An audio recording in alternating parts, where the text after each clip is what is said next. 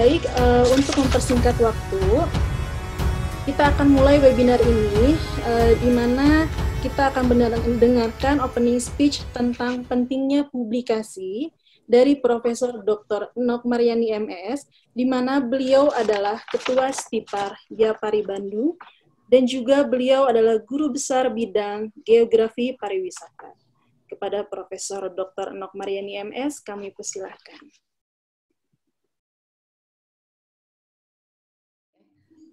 Assalamualaikum warahmatullahi wabarakatuh. Waalaikumsalam. Ibu moderator, Pak Imron dan juga Bu Titing yang telah mengembangkan kreativitasnya untuk menularkan virus-virus pentingnya menulis dan mempublikasikan karya tulis ilmiahnya.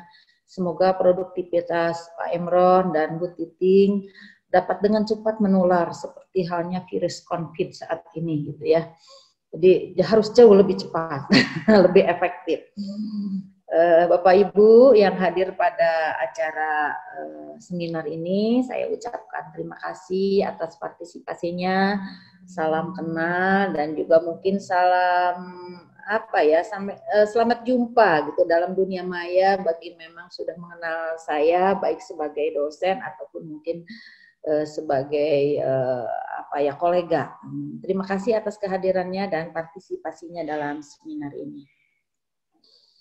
Baik Bapak dan Ibu, kalau kita melihat pentingnya publikasi karya tulis ilmiah dosen, bisa kita telusuri dari Undang-Undang Guru dan Dosen sebetulnya. Undang-Undang Guru dan Dosen tahun nomor 14 tahun 2005 itu sudah menjelaskan dan secara implisit mengatakan bahwa kewajiban dosen adalah melaksanakan pendidikan, penelitian, dan pengabdian masyarakat. Ini sering kita sebut dengan istilah tridharma perguruan tinggi.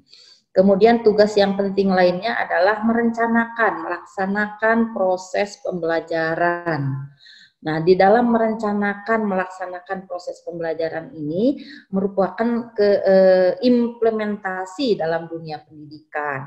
Tentu saja di dalam melaksanakan proses pembelajaran ini kita akan membutuhkan bahan ajar. Kita membutuhkan sumber belajar dan sumber belajar dan bahan ajar ini atau materi ajar ini tentu saja harus dilakukan melalui penulisan, proses penulisan dan proses publikasi. Kemudian tugas yang ketiga yang sangat penting juga artinya meningkatkan dan mengembangkan kualifikasi akademik. Nah, kualifikasi akademik ini kan bisa melalui jalur formal, bisa melalui jalur non formal, yaitu seperti misalnya mengikuti seminar-seminar untuk meningkatkan pengetahuan dan keterampilan kita. Kemudian ada istilah akademis. Bahkan di kampus kita mengenal istilah sivitas akademis. Sivitas itu artinya warga, sedangkan akademis itu sendiri adalah sebuah kelompok masyarakat yang memiliki kejujuran, mempunyai nilai ilmiah, objektif, empiris, dan bijaksana di dalam mengimplementasikan pengetahuan. Nah, artinya di situ bahwa jujur, ilmiah, objektif, empiris tersebut tidak lepas dari kebutuhan-kebutuhan di dalam mengumpulkan data, menginterpretasi data, dan juga mempublikasikan data di dalam forum-forum ilmiah.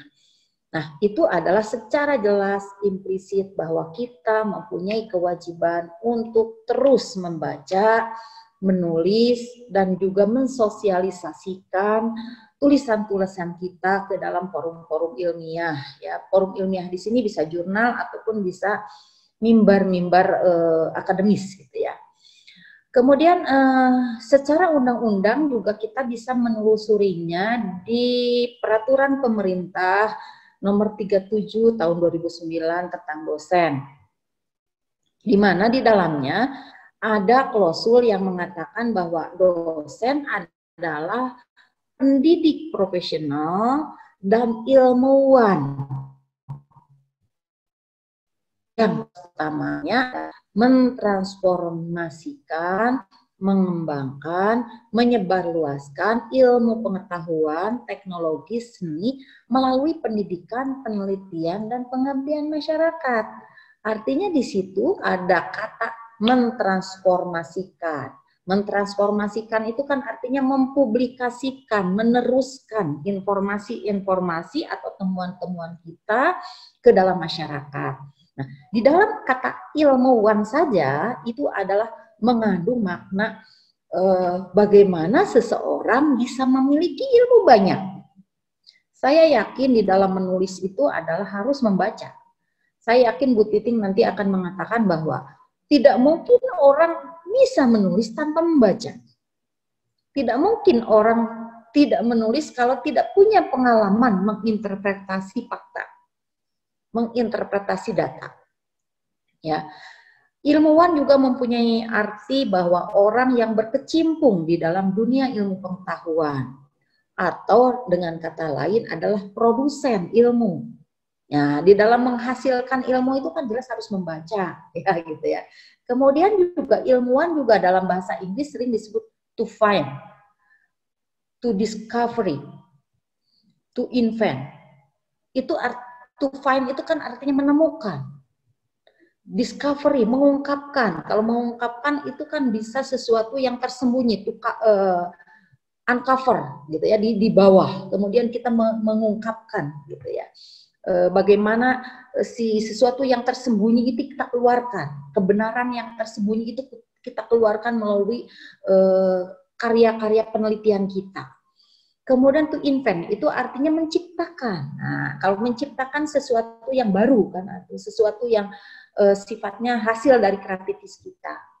Nah, itulah tugas seorang ilmuwan, di mana kita mempunyai kewajiban-kewajiban untuk menemukan teori baru, untuk mengungkapkan kebenaran yang tersembunyi, untuk menciptakan teori-teori baru yang berguna untuk memecahkan masalah-masalah kekinian. Saya kira masalah-masalah kekinian itu tidak selamanya bisa kita pecahkan dengan teori-teori lama.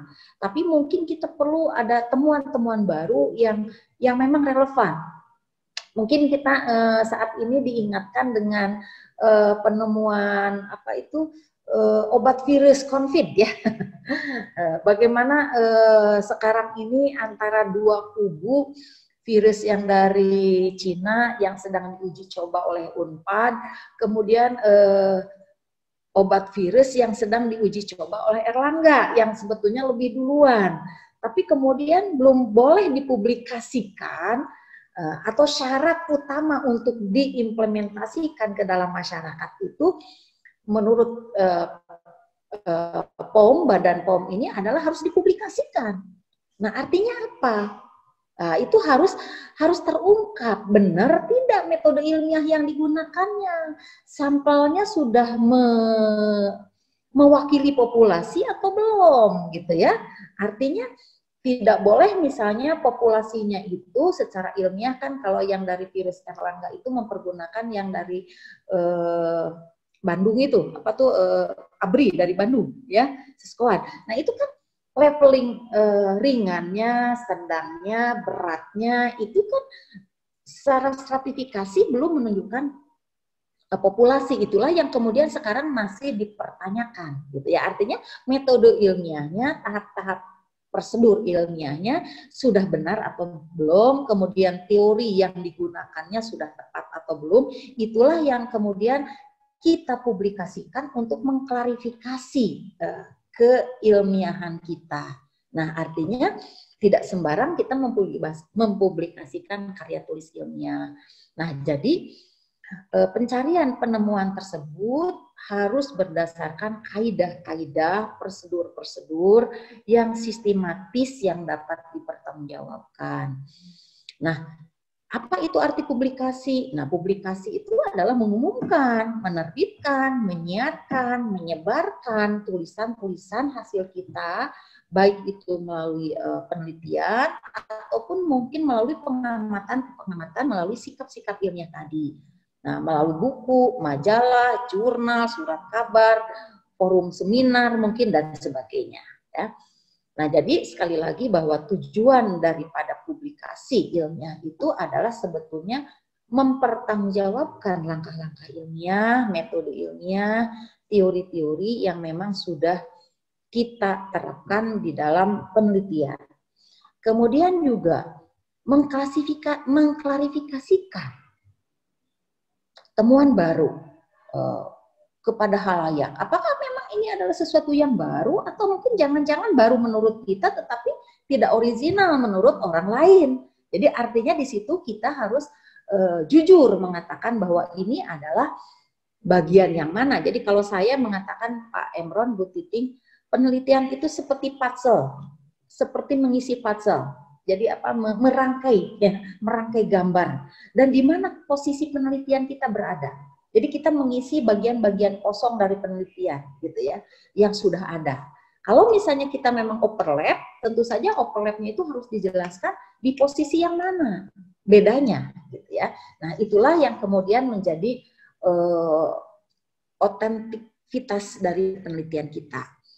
Kemudian fungsi yang paling penting adalah memperluas jejaring keilmuan, ya. Dengan bertemunya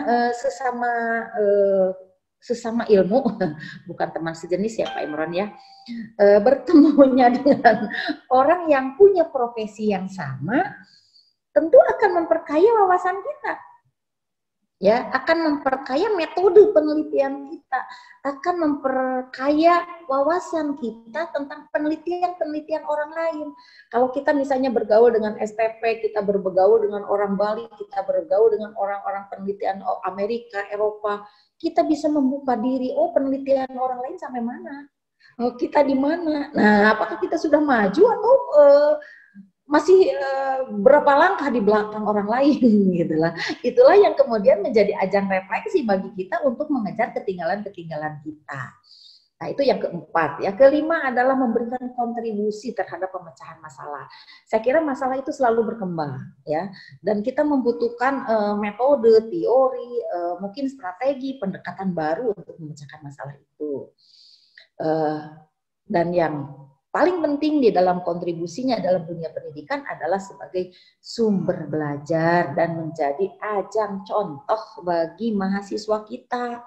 Jadi kalau kita mengajar sudah berdasarkan hasil penelitian atau metodenya sudah teruji melalui proses penelitian, biasanya suka lebih percaya diri ya kita nih.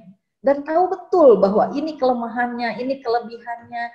Kalau diterapkan di sini, posisinya salahnya di sini, kelemahannya ini. Jadi lebih pede lah kita mengajarkannya itu. Nah, jadi artinya di situ bahwa eksistensi kita sebagai dosen itu menjadi teruji ya oleh mahasiswa, memberikan keteladanan. Jadi kalau misalnya mengajar, Ibu citasinya berapa? Ibu sudah penelitian berapa banyak? Nah, kalau kita sudah banyak kan rasanya bangga sekali, senang gitu ya. Apalagi sudah disitasi oleh orang lain. Nah, Pak Imron kan sudah sangat tinggi tuh sitasinya. Jadi artinya sudah banyak buku-bukunya yang baca gitu ya. Dan itu menjadi sebuah, saya yakin menjadi sebuah kebanggaan. Seorang akademisi, kebanggaan yang tertinggi menurut saya ya, entah yang lain, bukan dari mobil, bukan dari rumah, tapi sejauh mana karya-karya kita dibaca oleh orang lain. Mudah-mudahan sepakat Bu Titing dan Pak Imron dengan saya. Jadi artinya itu adalah reputasi tertinggi dari seorang dosen bisa menghasilkan karya akademik dan menjadi reputasi juga bagi lembaga. Jadi Pak Imron dari mana sih? Oh, dari Stipar. Nah, itu kan Stipar jadi naik ya. Atau diterbitkan dari mana? Oh, dari Stipar Press ya. Jadi itu menjadi lebih tinggi lah reputasi individu maupun reputasi lembaga. Saya kira itu menurut saya tentang pentingnya publikasi di dalam lingkungan sivitas akademi ya. Jadi menurut saya mari kita simak pembicaraan Pak Emron, pengalaman Pak Imron dan Bu Titing ini. Bila perlu cepat menulis, karena menulis itu jangan ditunda-tunda karena biasanya idenya cepat hilang.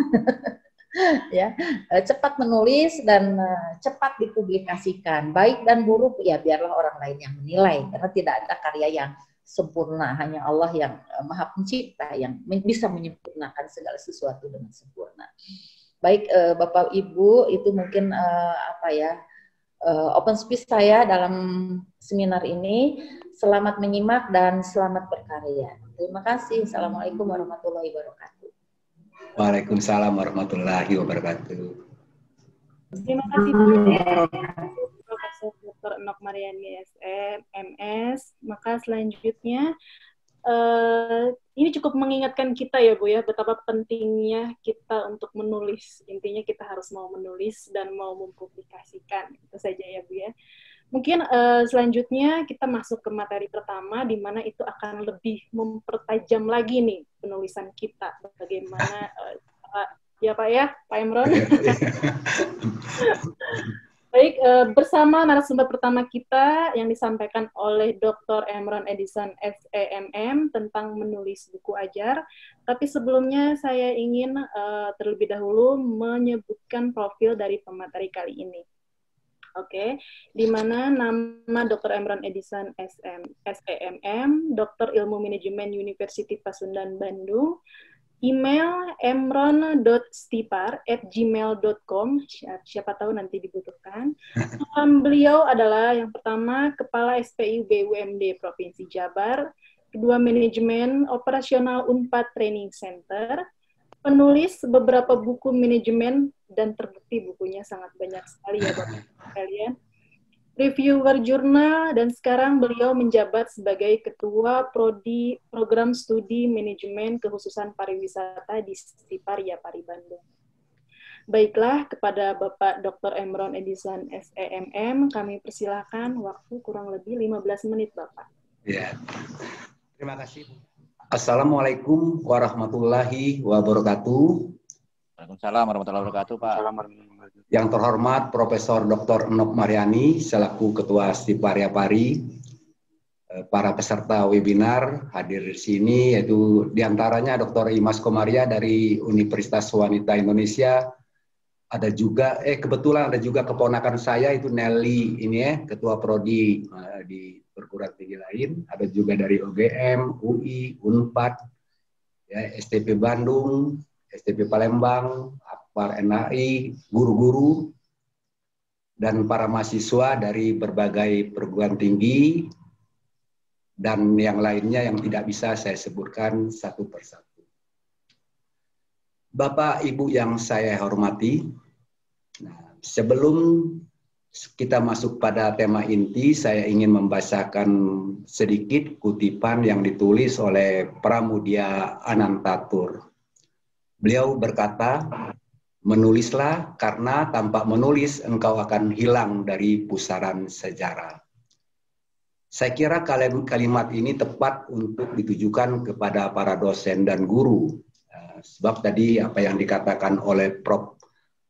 Enok Mariani bahwa guru itu selain pendidik profesional juga sebagai ilmuwan. Jadi kalau seorang ilmuwan itu alangkah baiknya karyanya dipublikasikan.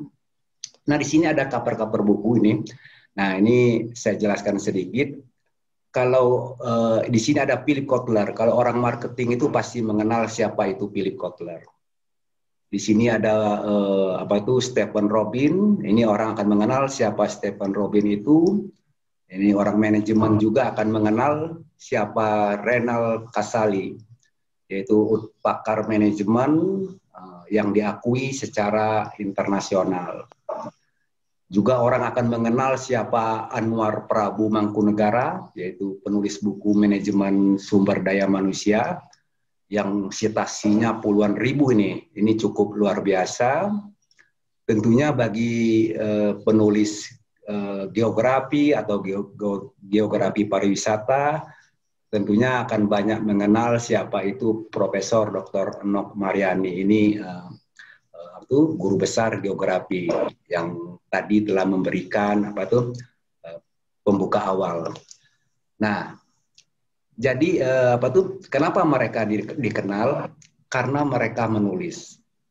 Jadi kalau umpamanya dia tidak menulis, orang tidak akan kenal siapa itu Philip Kotler, siapa itu Enok Mariani. Tapi dengan menulis, nama-nama mereka akan abadi sesuai dengan keilmuannya. Nah, lalu pertanyaannya bagaimana kita memulai untuk menulis? Ya, jadi yang pertama kita harus memiliki komitmen, niat ya. Tanpa komitmen dan niat maka penulisan bukunya tidak pernah tercapai biasanya, hanya sebuah mimpi ya. Nah, kita harapkan para peserta yang ada di sini telah memiliki niat untuk menulis buku.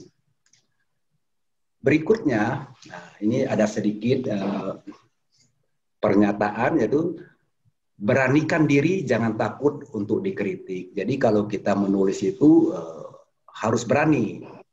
Jadi kalau kita takut, aduh ini takut dikritik, akhirnya tidak pernah akan terjadi. Saya akan menceritakan sedikit tentang Maslow. Abraham Maslow ini sangat terkenal di dalam menulis buku dan teori hierarki kebutuhan. Tetapi dia juga tidak terlepas dari kritik. Jadi kritiknya sangat pedas. Karena apa? Menurut Maslow ini bahwa tingkat kebutuhan seseorang itu selalu naiknya bertingkat. Jadi tidak bisa melompat. Nah, menurut pengkritiknya seperti Aldeper, dia mengatakan bahwa tingkat kebutuhan manusia itu tidak bertingkat, dia bisa melompat. Nah, jadi ada yang mengkritiknya. Berikutnya kritik terhadap Maslow bahwa dianggap teori tingkat kebutuhan ini bukan berdasarkan hasil sebuah riset. Jadi Maslow menciptakan ini dari sebuah pemikiran, ya, pemikiran di atas meja. Namun demikian bukan berarti Maslow-nya akan tenggelam ya, dengan kritikan ini. Justru teori tentang hierarki kebutuhan ini abadi sampai saat ini, ya. Dan kalau kita lihat di semua jurnal manajemen, ya, di internasional ini banyak sekali mengutip teori-teori ini. Lalu bagaimana dengan pengkritiknya? Pengkritiknya juga sampai sekarang juga terkenal. Karena apa? Yang dia kritik memiliki logika yang dapat diterima juga. Jadi pesan yang ingin saya sampaikan adalah yang pertama, jangan takut dikritik gitu ya, jangan takut dikritik. Beranikan untuk maju, mulai menulis ya. Nah, dengan kita mulai menulis ya nanti kritikan akan masuk, itu wajar. Jadi orang yang mengkritik itu bagaikan seorang wanita yang cantik atau pria yang tampan biasanya seringkali mendapat kritik. Karena apa? Atau kritiknya lebih banyak kepada arah negatif. Karena apa mereka banyak dikritik? Karena mereka punya nilai. Ya, punya nilai. Kalau dia tidak punya nilai, untuk apa mengkritik? Akan sia-sia saja. Jadi mulai hari ini kita harus berani untuk menulis buku dan harus berani untuk dikritik. Nah, berikutnya sebelum kita lanjut ke buku ajar, saya akan bercerita sedikit. Ada mahasiswa saya berkata kepada saya, Pak, apakah boleh saya menyatakan sebuah teori? Saya katakan boleh saja. Orang itu tanpa disadari pada saat dia melakukan pembicaraan di tengah jalan atau di kafe, restoran, terkadang mereka berteori. Namun demikian, saat Anda menulis sebuah jurnal atau menulis sebuah skripsi, disertasi, dan lain sebagainya, atau tulisan karya ilmiah, Anda tidak boleh mendefinisikan sesuatu apalagi berteori. Jadi kalau saat Anda melakukan tulisan atau berteori, tentunya nanti para pembimbing akan bertanya, mana sumbernya? Jadi di dalam penulisan jurnal itu sama sekali kita tidak boleh membuat suatu pernyataan teori. Anda baru bisa menghasilkan sebuah konsep atau teori setelah Anda menyelesaikan penelitian yang mendalam. Jadi posisinya itu ada dalam hasil penelitian dan pembahasan. Nah, di sana baru Anda menghasilkan sebuah temuan atau sebuah teori. Di dalam metode kuantitatif, ya biasanya kalau dalam metode kuantitatif, bila mana hipotesa terbukti, maka menjadi teori baru. Jadi teori itu kalau dalam penulisan ilmiah setelah menyelesaikan kajian-kajian yang mendalam. Jadi kita boleh berteori kalau sudah menyelesaikan penelitian yang mendalam. Berbeda dengan penulisan buku. Saat Anda menulis buku, Anda dapat mencurahkan pikiran dan berbagi keilmuan. Jadi ini dari pemikiran kita. Namun demikian kita harus memiliki etika. Yaitu etika itu banyak sekali, yaitu kesopanan, itu terhindar dari plagiat, ya, tidak berbicara tentang ras, ya, dan juga tidak menyimpang dari falsafah Pancasila dan Undang-Undang 1945.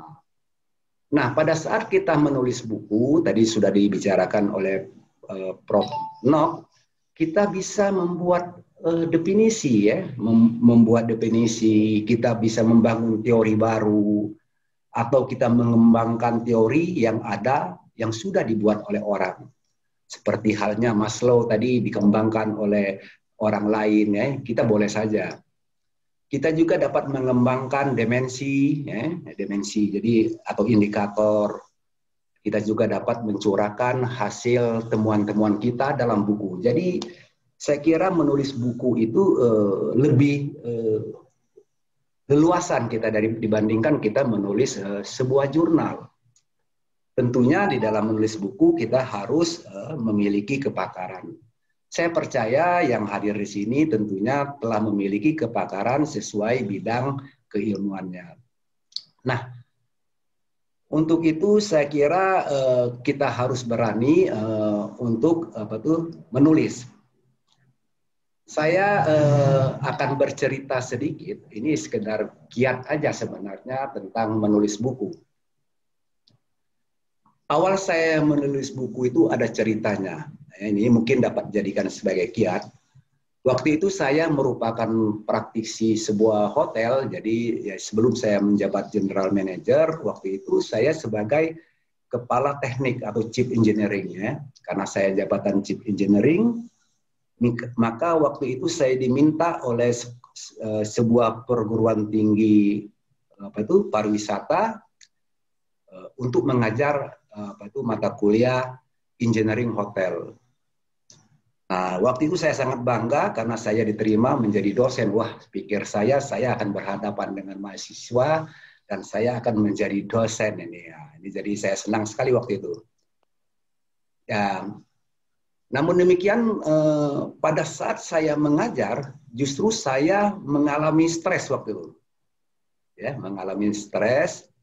Kenapa demikian? Waktu itu saya belum memiliki bahan ajar karena pelajaran yang saya miliki itu sangat spesifik, yaitu hotel engineering.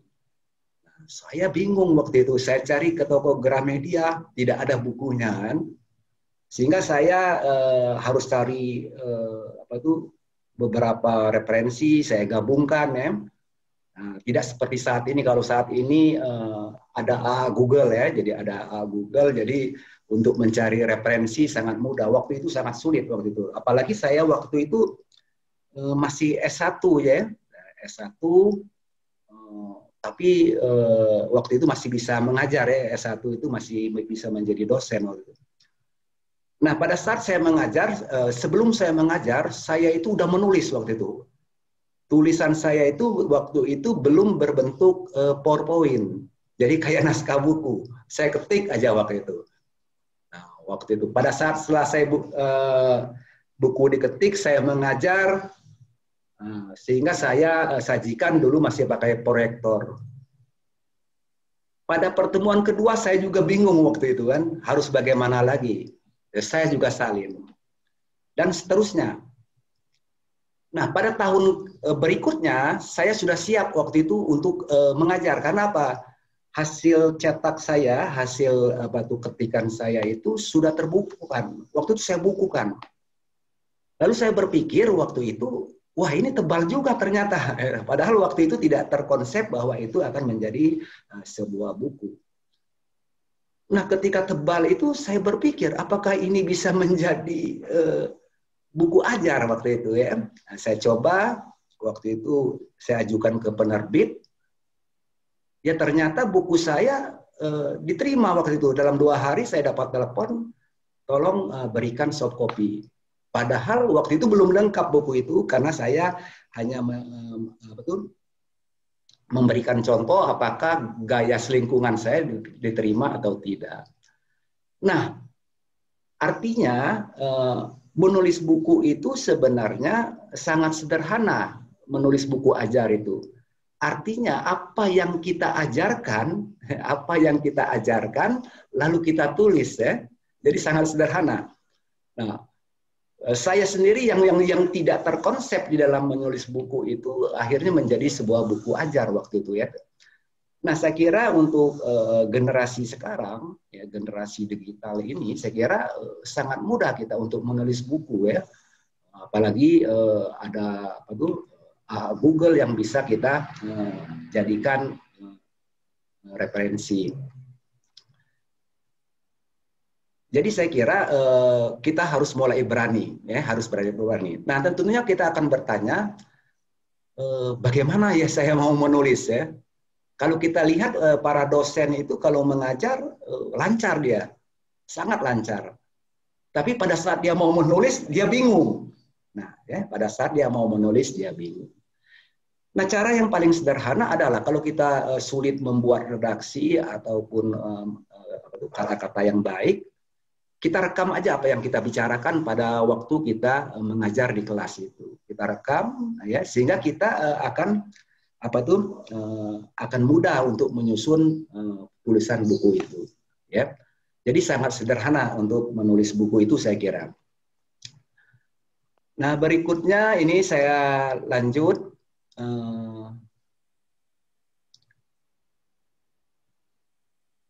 Nah, oke, ini. Memang aneh ini ada pertanyaan, saya langsung pertanyaan, tetapi nanti ada kaitannya tentang tema kita ya. Saya ada sedikit pertanyaan. Ini ada 3 pertanyaan. Nah 3 pertanyaan ini saya lempar nanti mungkin saya minta bantuan kepada moderator siapa aja yang mau bertanya. Jadi ada 3 soal ini. Hanya saja yang pertanyaan nomor 1 saya minta kepada dosen pariwisata atau mahasiswa pariwisata yang nomor 1. Nomor 2 dan nomor 3 itu bebas ya. Ini saya bacakan soalnya nanti sekarang jangan dulu jawab. Yang pertama, mana yang benar, objek wisata atau daya tarik wisata? Itu soal pertama. Soal kedua, dari definisi yang ada, mana yang benar? Manajemen adalah praktek atau manajemen adalah sebuah proses yang terdiri dari perencanaan, pengorganisasian, penggerakan, dan pengawasan untuk mencapai tujuan yang telah ditetapkan sebelumnya. Nah, ini tinggal memilih mana yang benar. Pertanyaan ketiga, ini pertanyaan ketiga. Di Desa Langu, makanan ini disebut kole-kole. Di daerah asalnya disebut titik-titik. Nah, jadi jawab titik-titiknya. Ini definisinya, kira-kira definisinya. Kole-kole adalah makanan yang berasal dari Jawa Barat, yang bumbunya terdiri dari kacang tanah yang digoreng, kentang rebus, gula merah, cabai, jahe, yang diulek menjadi satu, lalu ditambah dengan sayuran seperti kol, toge, kangkung, bayam, dan lontong. Nah, tinggal titik-titik itu apa? Nah, saya minta dulu bantuan kepada moderator. Ini ada yang untuk memberikan jawaban. Nanti jawaban yang benar ini nanti kita kasih buku ini. Nah, ya. Iya, Pak. Coba, nomor satu aja. Silakan jawabnya. Mana yang benar? Daya tarik wisata, Pak. Ya, daya tarik wisata. Iya, Pak. Ya, simpan dulu ya, daya tarik wisata. Oke, yang nomor 2 siapa? Yang nomor 2? Desi. Siapa yang akan bertanya? Desi Ardianti. Silakan. Apa jawabannya? Oh, jawabannya ya saya Pak. Ya. Jawabannya manajemen adalah sebuah proses yang terdiri dari perencanaan, pengorganisasian, penggerakan, dan pengawasan untuk mencapai tujuan telah ditetapkan sebelumnya. B, Oke, Pak. simpan ya pertanyaannya dulu ya. Ya. Nah, sekarang yang nomor 3. Pramadika, silakan Pramadika, apa? Ya Pak, lotek atau pecel kalau di Jawa Barat Pak, untuk Oke. jawabannya. Oke ya. Nah, sekarang kita, terima kasih lotek ya. Oke, sekarang kita akan bahas ini terkait dengan penulisan buku juga. Yang nomor 3 saya jawab benar ya, benar lotek ya. Sebenarnya saya tadi membuat Desa Langu itu hanya hayalan saja, hanya hayalan ya. Saya tidak tahu apakah Desa Langu itu ada atau tidak ya. Oleh juga saya juga adalah hayalan saja ya. Tetapi karena ada definisi, jadi kita bisa menjawab bahwa itu adalah sama dengan lotek. Paham ya? Nah, dengan demikian kolek-kolek ini sama dengan lotek. Oke. Nah, kita kembali ke pertanyaan nomor 1. Mana yang benar, objek wisata atau daya tarik wisata? Kalau kita mau melihat sesuatu itu, kita lihat dulu definisinya. Jadi jangan kalimatnya, tapi definisinya. Jika definisinya sama, maka artinya sama. Coba kita artikan, coba kita lihat di dalam Kamus Besar Bahasa Indonesia. Objek wisata adalah perwujudan ciptaan manusia, tata hidup, seni budaya, sejarah, bangsa, dan keadaan alam yang mempunyai daya tarik untuk dikunjungi wisatawan. Ya. Dengan demikian, objek wisata dan daya tarik wisata tidak perlu kita perdebatkan. Dia adalah sama. Memang ini berawal pada saat Undang-Undang Nomor 10 Tahun 2009 lahir, itu merubah peraturan Menteri Pos dan Telekomunikasi sebelumnya. Sebelumnya disebut objek wisata, tapi pada saat undang-undang disebutnya daya tarik wisata. Karena ada pejabat dari kementerian yang berbicara bahwa kata objek wisata sudah tidak relevan, maka hampir semua mahasiswa tidak mau lagi menggunakan kata-kata objek wisata, ya. Jadi yang dianggap benar adalah daya tarik wisata. Nah, perlu kita catat bahwa di pariwisata ini masih kekurangan referensi untuk dijadikan sebuah rujukan. Di pariwisata ini undang-undang atau regulasi justru dijadikan rujukan. Padahal undang-undang dan regulasi tidak mengatur tentang keilmuan. Ya, beda dengan orang manajemen atau orang fakultas lain. Kalau orang manajemen, undang-undang tenaga kerja itu tidak pernah dipakai. Tidak pernah dipakai. Hal ini karena penulis-penulis di pariwisata masih kurang ya. Oleh karena itu kita harapkan ke depannya penulis-penulis pariwisata itu bisa menghasilkan definisi-definisi yang lainnya ya. Dan kita harapkan juga para dosen jangan menghalangi para mahasiswa untuk menggunakan kata objek wisata. Kalau kita lihat di jurnal-jurnal internasional, objek wisata ini banyak sekali digunakan istilah ini. Yang kedua, yang mana yang benar? Manajemen adalah praktek atau manajemen adalah sebuah proses? Dua-duanya benar. Dua-duanya benar. Manajemen adalah praktek itu menurut pendapat Peter Drucker, ya, Peter Drucker, ya, bapak manajemen modern. Sedangkan yang nomor B itu menurut Terry. Nah, kalau kita lihat dua definisi ini bertolak belakang, ya. Tetapi dua-duanya dibenarkan karena ada yang memberikan pendapat. Oleh karena itu, pesan yang ingin disampaikan bagi para calon-calon penulis buku ajar, kita tidak perlu takut dengan kesalahan di dalam menulis, ya, atau berbeda dengan definisi orang lain. Itu kira-kira pesan yang akan yang disampaikan di sini. Jadi kita harus berani untuk menulis.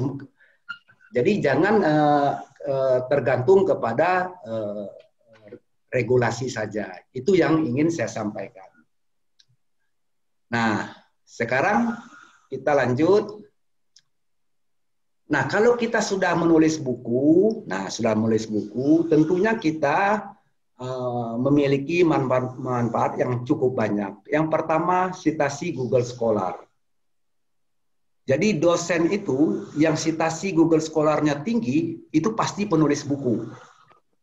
Jadi rasio citasi buku dengan jurnal itu jauh lebih tinggi adalah dari buku.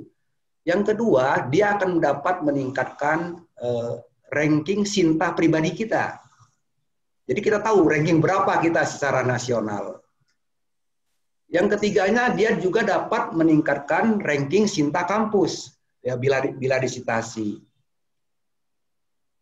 Selanjutnya bisa dihaki. Kalau penulisnya umpamanya di kampus itu ada 3 penulis umpamanya, lalu dihakikan, maka dapat 3 haki kita. Ya, kalau 3 penulis. Jadi kampusnya banyak sekali hakinya dari satu buku. Kalau 4 penulis bisa 4 haki. Ini ya. Yang selanjutnya yaitu kita menjadi dianggap seorang pakar. Dan tidak kalah pentingnya kita mendapat royalti. Jadi setiap setengah tahun atau 1 tahun 1 kali kita akan mendapatkan royalti. Ya lumayan lah ya untuk jalan-jalan lah royalti itu.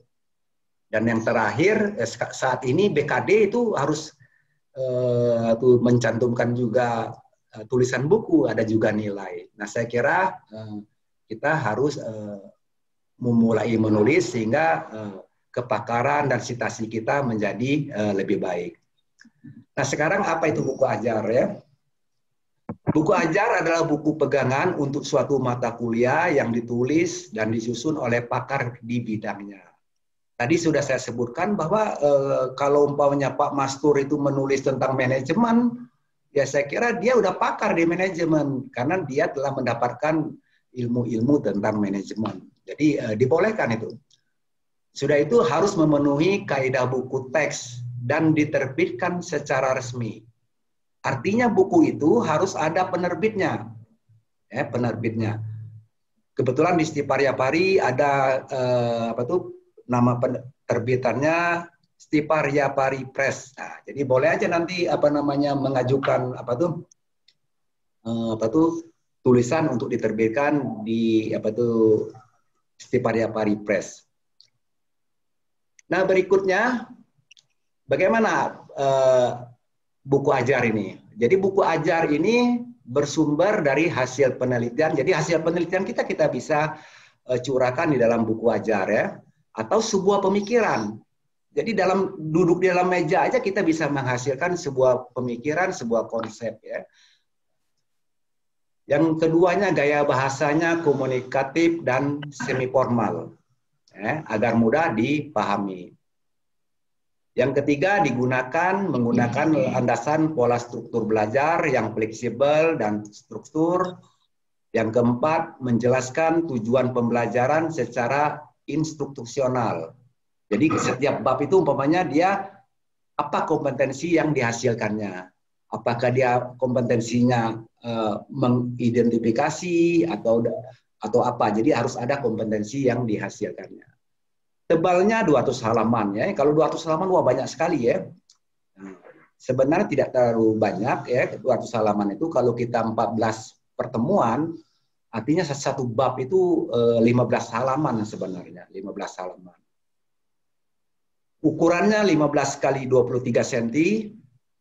Nah, harus ada ISBN, artinya harus ada penerbit. Juga harus ada editor. Jadi penulis yang bagus itu harus ada editor. Jadi kalau kita ada editor, tidak akan mengurangi nilai karya tulis kita. Justru akan menambah bobot buku kita. Yang kesembilannya harus disebarluaskan. Nah, tapi kalau kita percetakannya seperti percetakan ternama atau yang di luar, kita tidak perlu menyebarkan, mereka sendiri yang menyebarkannya ke seluruh Indonesia. Tapi kalau percetakannya di kampus seperti di Parya-Pari Press ya, itu kita harus sebarkan ke 15 perpustakaan. Jadi kita kirimkan ke pusat, ke daerah ya. Jadi ada sebarannya, minimum 15 sebaran pustaka ya. Sudah itu tidak menyimpang dari Pancasila dan Undang-Undang Dasar 1945, batas kepatutan 1 buku 1 tahun. Jadi jangan kita mentang-mentang kita bisa menulis buku, kita tulis 3. Itu menjadi tidak logika nantinya. Nah, perlu saya tambahkan di dalam buku ajar ini, kalau kita berat di dalam menulis buku ajar, masih ada lagi namanya monograf. Nah, monograf ini ya tebalnya cukup aja 40 halaman. Ya, 40 halaman bisa kita ambil dari hasil jurnal yang belum dipublikasikan. Jadi jurnal kita yang belum dipublikasikan, kita jadikan buku namanya monograf. Nah, kalau jurnal itu sudah dipublikasikan, maka jurnal yang dipublikasikan itu sebagai referensi kita, sebagai rujukan kita. Nah, tapi sebaiknya yang sebelum didisertasikan, sebelum dipublikasikan. Seperti umpamanya disertasi, ini tuh menarik sekali disertasi, pasti lebih dari 40 halaman. Kita bisa dijadikan monograf. Jadi dalam monograf itu harus ada rumusan masalah, nah, berbeda dengan buku ajar. Jadi ada rumusan masalah, ada pemecahan masalah, ada dukungan teori, ada kesimpulan, ya, ada daftar pustaka. Jadi kalau yang telah memiliki disertasi, saya kira jadikan aja buku monograf atau yang tesis, bisa saja. Itu kebetulan Nelly sudah memiliki disertasi, maka Nelly bisa ajukan sebagai monograf, ya. Tetapi gaya bahasanya jangan seperti gaya bahasa disertasi. Ubah sedikit gaya buku, diubah sedikit ya. Jadi agak berbeda antara buku disertasi dengan gaya penulisan monograf. Tinggal merubahnya sedikit sekali. Atau kita jadikan sebagai 40 halaman deh. Kalau monograf itu cukup 40 halaman atau buku referensi. Nah, buku referensi ini kumnya lebih besar daripada monograf atau buku ajar. Kalau monograf dan buku ajar kumnya hanya 20, tapi kalau buku referensi itu 40 kumnya, ya. Nah, jadi yang perlu diperhatikan ukurannya tidak harus di atas 15 kali 23 cm. Kalau kita di bawah, kita capek-capek membuatnya tidak standar, maka kumnya akan jatuh sekali. Ya, bahkan bisa buku kita tidak dihargai oleh penilai nantinya. Saya kira itu saja yang dari saya. Mungkin nanti ada pertanyaan-pertanyaan yang mungkin saya bisa jawab. Oh ya, Bu Indah, moderator. Nanti mungkin yang 3 orang tadi itu mendapatkan buku semua yang 3 orang tadi. Kalaupun salah karena mereka memang belum membaca bukunya kan, jadi lemparannya tadi memang sekedar permainan saja ya, sekedar permainan saja. Jadi wajar aja. Sama halnya kalau saya dikasih soal matematik, ya. Jadi saya juga tidak bisa akan menjawabnya. Jadi 3 orang tadi kita kasih aja semuanya buku. Baik Pak, sudah tercatat. Ya itu saya serahkan lagi kepada moderator. Mungkin ada yang mau bertanya nanti. Oke, sesi tanya jawab nanti ketika pemateri sudah memberikan materi. Oh ya, terima kasih Bu. Baik. Boleh di off screen. Baik, terima kasih Bapak Dr. Emran Edison SKMM. Untuk mempersingkat waktu, mungkin selanjutnya kita masuk ke materi selanjutnya, di mana tentang menulis ilmiah populer. Namun sebelumnya saya akan menyampaikan terlebih dahulu profil pemateri kali ini. Berhubung profil Ibu Titing Kartika ini sangat banyak sekali Ibu, mungkin saya akan sedikit membacanya. Nama Titing Kartika SPD MM.Par, MBA Tourism, jabatan dosen STIPAR atau Ketua Lembaga Penelitian dan Pengabdian Masyarakat LPPM, tanggal lahir Ciamis 20 Oktober 1981, alamat email nengtiting_kartika@yahoo.co.id, di mana pendidikan beliau yang pertama S1 Pendidikan Bahasa Inggris Universitas Negeri Jakarta, yang kedua program beasiswa unggulan atau PBU Dual Degree Program Kemendiknas 2007 sampai 2009, S2 Manajemen Pariwisata University Shahid Jakarta, dan S2 MBA of Hospitality and Tourism Management University Utara Malaysia. Pengalaman kerja sebagai dosen Sekolah Tinggi Pariwisata Shahid Jakarta itu tahun 2009. Selanjutnya English Trainer of Industries and Government Banking PT Telkom DPRD 2004 sampai 2007. Lalu kontributor penulis lepas pada bidang pariwisata, pendidikan, sosial, budaya di media lokal dan nasional, Pikiran Rakyat, Tribun Jabar, Priangan, Tabloid Pendidikan Ganesha, Majalah Pendidikan Bhinneka Karya Winaya Provinsi Jawa Barat 2020 sampai sekarang. Lalu auditor konsultan pariwisata 2015 sampai sekarang, tenaga ahli pariwisata dalam penelitian bersama Kementerian Pariwisata RI, dan dosen Stipar Yapari dari tahun 2013 sampai sekarang. Dan achievement dari Bu Titing ini sangat-sangat memotivasi sekali, di mana beliau mendapatkan penerima penghargaan sebagai dosen terproduktif menulis di media massa. Ya, itu sangat banyak sekali untuk prestasi dari Ibu Titing. Dan sekarang ini beliau menjabat sebagai dosen Stipar dan Ketua Lembaga Penelitian dan Pengabdian PTM. Pada Ibu Titing PDM Par MBA Tourism, silakan. Baik, terima kasih Ibu Indah. Assalamualaikum warahmatullahi wabarakatuh. Waalaikumsalam warahmatullahi wabarakatuh. Ibu Bapak yang saya hormati, terima kasih atas kesempatan yang diberikan. Yang saya hormati Ibu Ketua STIL para Profesor Dr. Nok Mariani, Ibu Bapak pimpinan, wakil pimpinan, serta izin menyapa dari kolega dosen, dan juga ada beberapa yang mungkin hadir di sini bukan sebagai dosen, tapi izin menyapa dari ada pegiat literasi, ada penerjemah profesional movie, ini rekan saya di Universitas Negeri Jakarta. Kemudian ada beberapa guru, terima kasih. Ada rekan dosen dari Akbar NH Bandung, dari Bali, dari Unpad. Ini luar biasa, ini sebuah apresiasi buat kami. Bisa sharing di sini. Ya. Sekali lagi, I'm not teaching you di sini, ya. Saya tidak bermaksud mengajarkan, tapi saya mencoba sharing bahwa kenapa sih kita harus menulis ilmiah populer dan apa hubungannya dengan kita sebagai human, sebagai mungkin tugas-tugas keterkaitan dengan ibu bapak yang sedang dijalankan pada saat ini. Izin saya sharing untuk pada hari ini mengenai menulis ilmiah populer. Kalau tadi Pak Emron mungkin membuat buku berat gitu ya, secara sekilas gitu ya, karena ada tahapannya, kemudian outputnya juga begitu banyak lembaran. Nah, barangkali ini adalah sesuatu yang berbeda, tapi ini juga memiliki nilai kebermanfaatan bagi diri kita untuk publik tentunya ya. Oke, baik.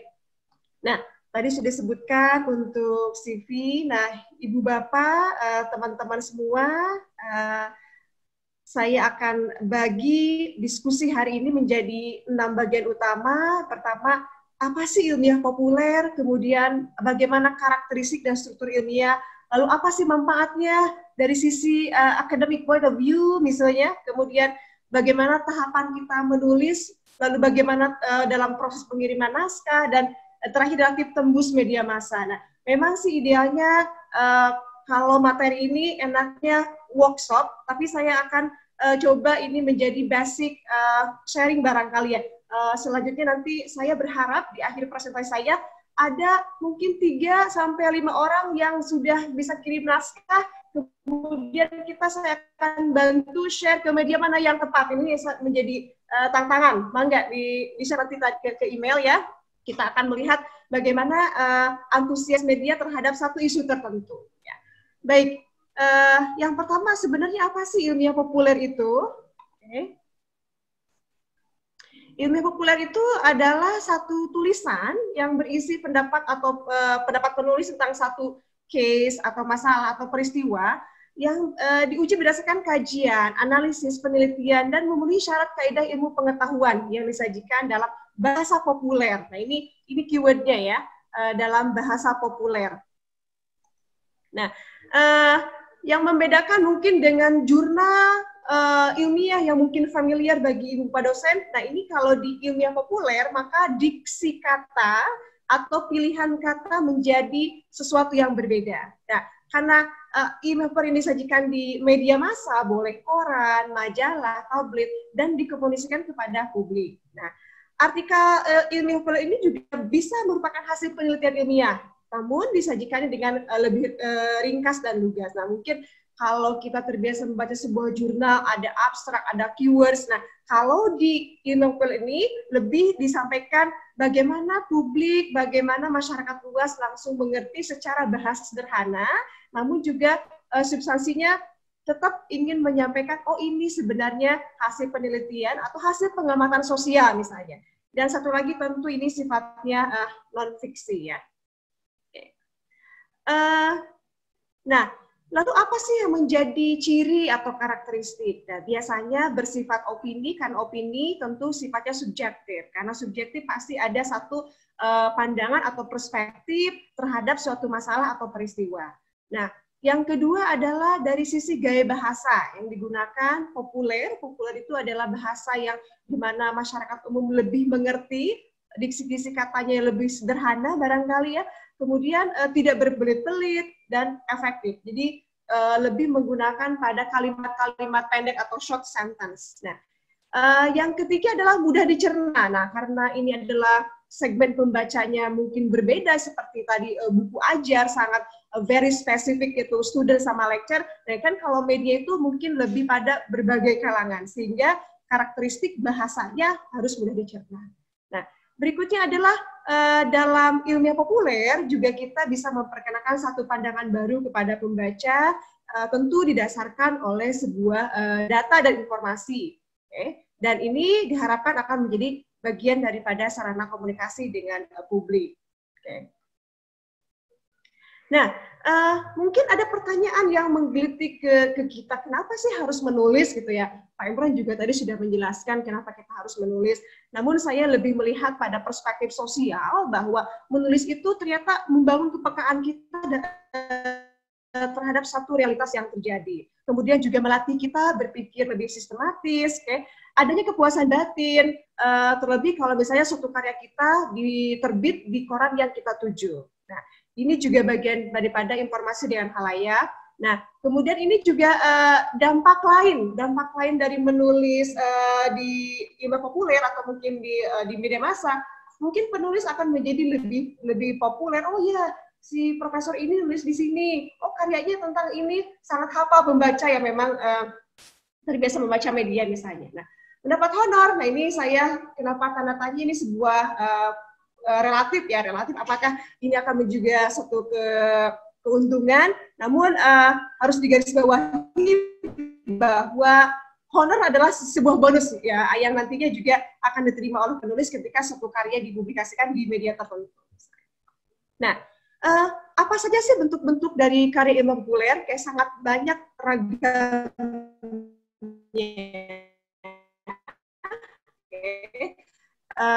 Saya sendiri tidak misalnya ada segmen berita ringan ya, ini sifatnya reporting yang informasi yang ringan, sifatnya santai ya.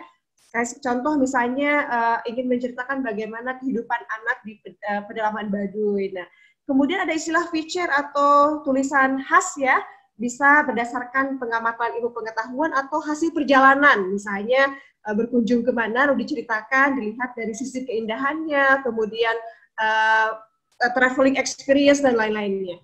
Nanti saya akan lihat menyampaikan kepada Ibu Bapak, akan kata yang hadir pada hari ini, bagaimana contoh-contoh yang termasuk pada artikel opini, feature yang yang telah saya buat selama ini.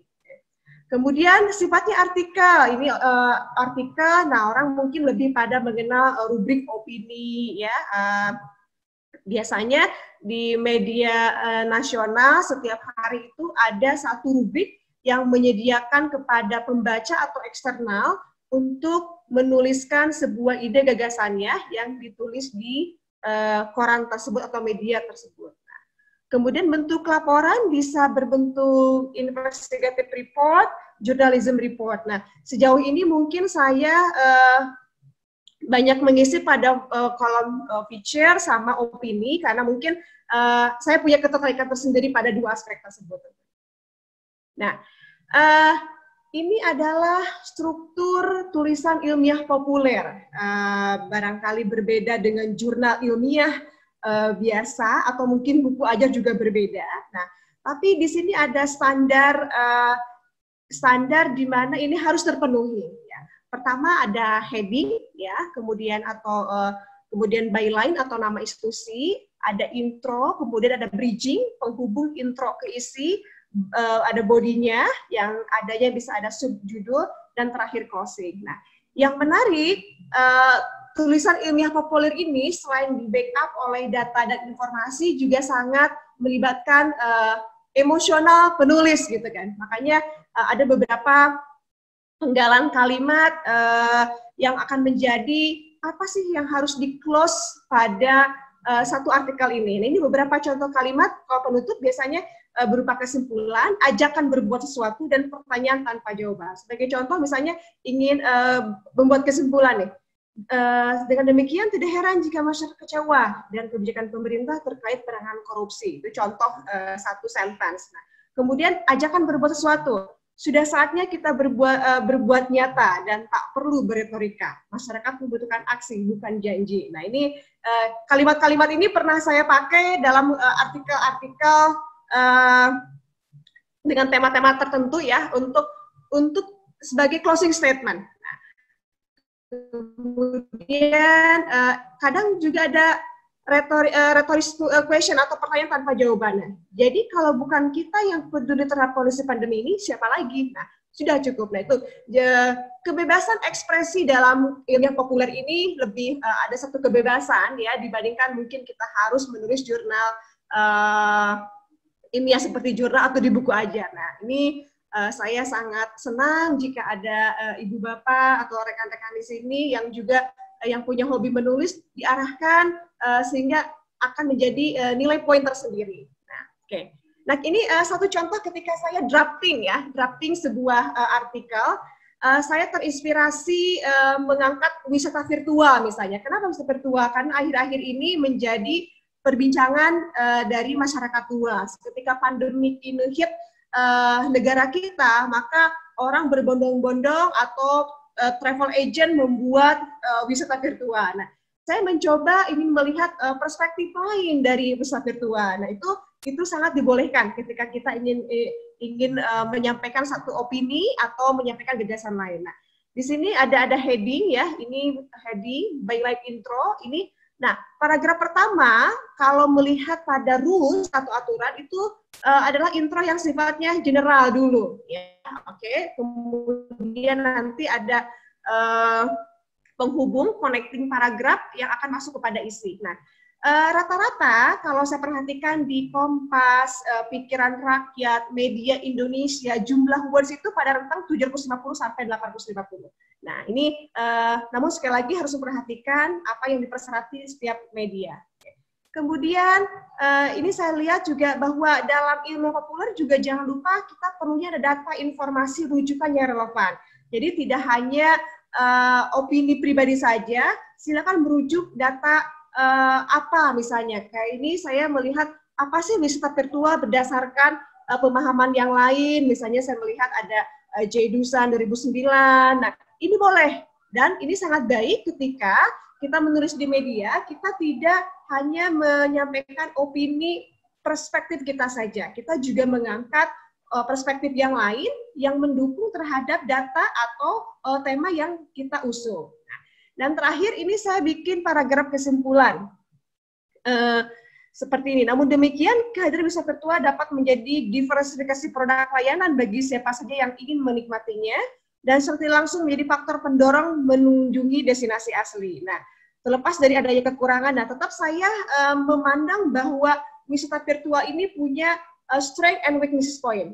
Itu boleh saja dielaborasi. Nah, yang penting kita memiliki data informasi rujukan relevan, kemudian fenomena apa yang terjadi saat itu. Nah, ini juga menarik. Menulis di koran itu kita harus membangun kepekaan diri apa yang sedang tren atau momen apa. Itu akan menjadi seleksi awal. Oh, ini tulisannya lagi tren nggak pada saat ini? Nah, itu juga menjadi yang harus diperhatikan. Nah, ini saya coba, ternyata ketika saya membuat tulisan itu, saya coba kirim ya. Ini saya sudah hasil akhirnya dimuat di Pikiran Rakyat 11 Juli 2020. Nah, ini jadi sudah masuk pada judul, identitas, intro, kemudian sub-anak judul. Ini penting sub-anak judul sehingga akan memberikan knowledge tersendiri bagi pembaca yang bukan memiliki background dari kita. Sepertinya, mestinya gini, saya punya background keterkaitan pariwisata. Yang pembaca belum tentu, mereka bisa saja dari background teknik, background pertanian, namun saya harus berpikir bagaimana isi ini diterima oleh semua latar belakang. Ini tantangan tersendiri sebenarnya kalau menulis di media atau ilmiah populer ini. Oke. Kemudian ini telah memenuhi aspek persyaratan tadi untuk kategori ilmiah populer. Nah, sekarang apa hubungannya akademik nih bagi ibu bapak guru, dosen? Mungkin saya ingin share bahwa ini dari sumber rubrik beban kerja dosen Kemendikbud 2020. Nah, hasil penelitian pemikiran yang disajikan dalam koran, majalah umum populer itu mendapatkan poin tersendiri. Nah, jadi saya mau sedikit cerita, saya termasuk dosen yang baru, saya bergabung di Stepani 2013, kemudian saat mengajukan dari asisten ahli ke lektor itu beberapa tahun lalu, kemudian, ada persyaratan ini, gitu, bukan ada dihargai. Nah, saya kumpulkan, dalam setiap bulan saya mencoba ada satu naskah yang terpublikasikan, baik itu cetak maupun online. Tapi kalau bukan menjadi target utama, biarkan mengalir. Namun setelah saya coba, saya kompilasi itu masukkan ke persyaratan pengajuan. Dan alhamdulillah ini menjadi tersendiri dengan batas kepatutan hanya 10% untuk mengisi rubrik penelitian. Nah, sisanya kan dari jurnal ilmiah, buku ajar, proceeding, monograf, book chapter. Nah, artinya dengan menulis kita yang katakanlah kelihatannya iseng tapi ternyata bermanfaat, bisa memberikan kum atau nilai kredit saat kita mau JAFLU atau BKD. Ini secara akademik, tapi mungkin bagi ibu bapak yang bukan jalur dosen tentu akan memiliki keuntungan tersendiri. Ya. Oke. Nah, ini contoh tulisan feature ya. Saya mencoba saat itu melihat ketika jalan-jalan di Bandung, kok banyak tulisan Sunda, ya aksara Sunda Buhun. Nah, kemudian kita foto, saya coba kaitkan dengan data wisata. Nah, ini feature juga salah satu karya ilmiah populer yang di dalamnya juga ada analisis sederhana barangkali saya menyebutnya. Kalau mungkin critical thinking-nya di jurnal itu lebih tinggi, kalau di the features, di opini mungkin tidak setinggi ketika kita mendescribing hasil. Jadi ini sebenarnya naskah ringan gitu kan, cuma saya melihat perspektif yang lain. Oke. Kemudian saya kaitkan dengan apa hubungannya dengan data wisata. Bagaimana aksara Sunda ini bisa menjadikan brand atau destinasi di kota Bandung. Oke. Selanjutnya, nah ini tahapan. Nah, tahapan yang harus kita ketahui barangkali ketika sebelum menulis. Pertama, kita menulis apa sih? Pengembangan temanya, apakah ada riset, observasi, atau mungkin pengamatan. Nah, outlining, kemudian kita membuat draft, ya, dan editing. Nah, apakah ini harus mutlak? Paling tidak sebelum kita mau memulai mengetik ide, kita tahu, oh ini nih, this is the idea that I want to write misalnya. Ini akan menjadi pengembangan ide, sehingga akan menjadi hasil sebuah artikel. Nah, kita lihat contoh pada outlining nih. Misalnya lagi heboh nih, pariwisata dan COVID-19. Saya coba outline, mau dilihat apanya nih? Dilihat dari dampak terhadap industri hotel, penyebaran, perjalanan wisatanya, policy-nya, perilaku wisatawan dan solusi. Nah, karena mungkin saya tertarik bagaimana ingin melihat tourist behavior, maka saya di artikel itu fokus kepada perilaku konsumen atau perilaku wisatawannya. Nah, ini sebenarnya bisa bercabang-cabang lagi dari sini. Nanti di akhir, akhirnya saya mengambil tema besarnya ini, subtemanya ini, fokus temanya saya akan mengambil perilaku wisatawan. Ini hanya outlining secara big mind mapping-nya untuk mempermudah kita dalam menuangkan ide-ide. Nah, 800 word itu kurang lebih ada 2 halaman, kalau 4 times Romain 12 itu. Jadi artinya tidak terlalu banyak sebenarnya ya. Nah, ini yang menarik juga, yang ketika kita ingin mengembangkan ide ilmu populer itu tidak hanya unsur 5W1H saja yang harus kita penuhi. Namun ada 4 hal. Pertama, apakah kita memiliki informasi data itu dari mana? Apakah kita misalnya dari hasil membaca, menyimak berita, mendengar radio, diskusi dengan teman, atau juga mungkin mendengar hasil seminar. Nah, saya jujur membuat artikel itu terkadang dari diskusi dengan teman, itu kadang cuut gitu kan. Diskusi ini, kayaknya bagus ini jadi ide menulis gitu kan. Itu juga salah satu perangsang ketika kita menuangkan ide dalam sebuah tulisan. Yang kedua, dalam ilmu politik kita harus perhatikan selera redaktur. Nah, ini juga penting. Kenapa? Setiap media itu dia punya pengembangan atau kemasan masing-masing. Contoh yang saya amati, pertama saya menulis itu berani di lokal Tasikmalaya, korannya Priangan, yang ada di Tasik Ciamis lah gitunya. Kemudian sekali ngirim kok dimuat ya. Nah, apakah saya juga pernah ditolak? Pernah, saya ditolak. Terus saya berpikir, ini kenapa ditolak ya? Nah, semakin saya terus mengirim, belajar, oh ya ternyata redaktur misalnya Priangan, Tribun Jabar, Pikiran Rakyat, Kompas, Media Indonesia itu berbeda. Segmen pembacanya berbeda. Nah, ini yang menuntut kita berpikir, sebelum menulis, pikirkan kita mau kirim ke media mana. Contoh tulisan yang pernah publish seperti apa, sehingga itu akan menjadi guidance buat kita. Nah, ini mungkin yang ini saya benar-benar belajar yang akhirnya gini, gitu ya.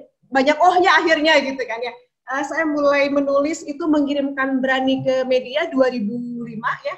2005, kemudian agak naik ke level koran nasional itu setelah lulus S1, kemudian naik lagi ke koran-koran yang lebih global gitu ya. Jadi bertahap, gak ujuk-ujuk gitu ya. Kemudian yang ketiga adalah isu terkini. Nah, media massa sangat membutuhkan kiriman artikel dari kontributor itu dengan isu kekinian atau terkini. Nah, misalnya lagi musim kemerdekaan, pasti saya baca di Pikiran Rakyat itu 3 hari berturut-turut membicarakan kemerdekaan. Tapi dalam konteks apa? Ada kaitannya dengan COVID, ada kaitannya dengan perilaku manusia pasca COVID misalnya gitu. Jadi isu terkini atau updating news itu menjadi salah satu standar atau kriteria yang harus dipikirkan. Oh iya, ini nulis apa? Kira-kira kalau di sini akan diterima atau tidak? Nah, yang keempat adalah apa distinctive opinion kita. Nah, kalau di paragraf 3-4 bagian isi, mulailah berpikir, kita mau menyampaikan sudut pandang yang mana nih? Kesetujuan terhadap satu isu tersebut, atau ketidaksetujuan, atau kita menempatkan diri kita sebagai writer, mau yang balancing, sudut pandang yang seimbang gitu kan ya. Nah, itu silahkan. Saya pernah membaca satu penulis yang sangat ekstrim menunjukkan ketidaksetujuan terhadap satu polisi pemerintah. Nah, ini memang semakin kita sering baca karya orang dan kita juga akan mengevaluasi tulisan kita akan semakin banyak belajar. Oh, ini berani banget ya penulis ini gini-gini, secara gamblang mereka menunjukkan disagreement-nya gitu ya. Nah, jadi di sini distinctive opinion itu harus berani mengatakan apa yang menjadi keberanian kita atau apa yang menjadi telaah tajam kritis kita terhadap isu yang kita sampaikan atau judul yang kita pilih tersebut. Ini juga menjadi satu learning point selama saya sampai sekarang terus belajar menulis di media itu. Nah, Isu terkini, waktu 2017 saya melihat Raja Salman ke Bali kalau nggak salah waktu itu ya. Oh, saya langsung tertarik gitu kan ya. Apa kaitannya dengan nilai wisata? Saya di sini melihat ada sebuah magnet wisata. Oh, apa betul ya? Dengan Raja Salman akan membangun branding Bali bahwa Indonesia menjadi ikon tourism misalnya. Nah, kemudian untuk memperkaya data, saya juga bertanya kepada rekan-rekan di Bali, oh, gimana Bali setelah misalnya kedatangan Raja Salman, apakah juga ini akan membantu pada aspek promosi? Nah, ini menjadi salah satu cara kita dalam penggalian ide-ide gitu kan ya, sebelum kita menulis apa di koran atau media. Nah, ini juga saya kemarin 7 Februari, karena lagi in corona, saya mencoba melihat bagaimana corona berdampak kepada turisme atau pariwisata. Nah, ini contoh-contoh yang barangkali Ibu Bapak di luar bidang pariwisata bisa mengambil teknik atau mungkin cara, oh ya, menulis di koran itu harus ada what is the newest issues gitu kan. Nah, kalau ini adalah tulisan saya hasil pengamatan sosial. Oke. Saya melihat bahwa pariwisata suatu kebutuhan. Nah, ini juga saya kaitkan bagaimana dengan isunya bahwa pariwisata bisa meningkatkan happiness index dan lain-lain. Nah, apakah ini harus selalu isu terkini? Buktinya tidak. Ternyata hasil pengamatan sosial yang mungkin kelihatan ada distinktif berbeda, yang belum pernah muncul di koran tersebut, maka ini juga menjadi satu peluang buat kita. Jadi sebenarnya sejeli-jelinya kita dalam menuangkan ide dan kesempatan itu tergantung kita bisa membaca kebutuhan dan selera redaktur tadi. Nah, kalau ini mudik dan pariwisata, saya mengamati sebuah bagaimana mudik itu menjadi rutinitas bangsa kita. Saya coba kaitkan juga dengan pariwisata. Nah, sebetulnya juga saya menulis di bidang sosial budaya lain, cuma ini contoh-contoh yang kebetulan saya ambil di bidang pariwisata. Nah, ini bagaimana dengan pengiriman naskah? Ini banyak yang bertanya kalau lagi diskusi, Bu Tuti punya kenalan ke redakturnya jadi dimuat baik. Nah, tidak. Jadi semua ikutin proses. Pertama, siapkan naskah utama. Biasanya setiap redaktur itu dia membutuhkan dokumen pendukung KTP, NPWP, norek, biodata singkat penulis ya. Cek naskah, cek kembali naskah. Nah, dari mulai ejaan, koherensi kalimat, identitas penulis, dan jumlah kata. Jumlah kata seperti yang sampaikan tadi sekitar 720 sampai 850. Nah, tips yang termudah sebelum saya kirim ke misalnya ke tempat ini baca, lo ngerti nggak tulisan gue misalnya gitu. Artinya gini, oke, apakah tulisan saya bisa dipahami oleh orang yang bukan bidang saya? Berarti insya Allah ini 60% bisa dipublish. Oke. Kemudian kirimkan naskah. Nah, ini catatan bahwa setiap media mempunyai eksklusif submission, artinya kita tidak boleh mengirimkan naskah yang satu kepada media yang bersamaan. Nanti juga ini karena pada etika publikasi tentunya ya. Jadi itu pada aspek pengiriman naskah. Ini saya coba screenshot bagaimana saya melakukan proses pengiriman ya untuk yang wisata virtual tadi ya. Oke. Izin menyampaikan tulisan ini mengenai tren wisata virtual dikaitkan dengan tatanan new normal dan perkembangan industri pariwisata. Terlampir naskah tulisan, biodata singkat, NPWP, KTP. Kenapa saya kirimkan ini? Karena saya sudah tahu di pikiran rakyat itu dia meminta persyaratan ini. Atas kesempatan dipublikasikan tulisannya saya mengucapkan terima kasih ya. Silakan misalnya salam, saya sebagai dosen Stefan Yatari Bandung. Ini sederhana. Jadi benar-benar redaksi. Ada dua jenis redaksi yang saya pahami. Pertama, dia tidak akan pernah membalas dan akan membalas langsung jika memang dia itu benar-benar layak. Oke. Kompas itu akan memberikan feedback langsung, kekurangan naskah kita. Jadi saya juga banyak belajar. Oh iya, berarti pilihan kata saya kurang memenuhi kebutuhan Kompas. Kalau pikiran rakyat sejauh ini memang dia tidak pernah membalas email, tapi pikiran rakyat tunggu dalam 1 minggu misalnya, itu batas waktu maksimal. Nah, kalau setelah itu, tidak dimuat, silakan nanti boleh tanyakan ke redaktur apakah izin tarik naskah, atau yakin tidak dimuat, boleh memodifikasi atau mengirimkan ke media lain. Juga ini hati-hati. Oke. Nah, ini ada beberapa barangkali tips tembus media ya. Kita harus mengetahui jenis media masanya, kemudian didukung oleh data, jumlah tulisan, momen dan sela redaksi, kemudian kenali naskah yang sudah terbit di media tersebut. Nah, ini penting karena untuk referensi kita, oh ya ternyata naskah-naskah yang dimuat di media Indonesia gayanya kayak gini-gini. Nah, ini juga akan menjadi satu upaya kita biar kalau mau terbit berarti paling tidak syarat itu harus dipenuhi. Oke. Terbuka akan masukan. Oke. Saya banyak sekali belajar kosakata versi jurnalisme atau ilmu populer yang menurut saya merasa udah benar, tapi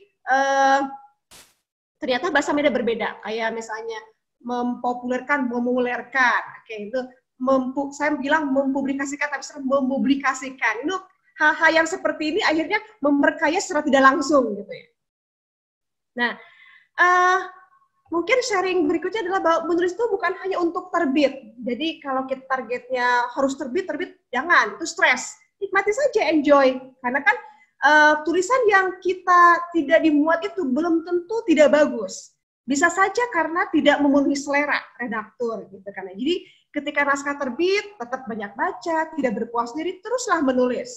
Ketika tidak terbit, kirim ke media lain setelah dievaluasi, tidak putus asa, terus membaca dan teruslah menulis. Jadi mungkin ada beberapa teman juga, aduh saya stres nggak dimuat, wah kenapa sih? Nah, kita bisa melihat nih, apakah kita sudah memenuhi syarat dasar dari media tersebut, kemudian secara konten, secara diksi, ya, secara opini. Nah, ini juga akan menjadi bagian dimuat tidaknya sebuah karya masuk ke media. Nah, ini juga saya sharing, mangga ibu bapak yang tertarik untuk menulis di beberapa media cukup top di Indonesia ini ya, Kompas, Seputar Indonesia, Media Indonesia ya.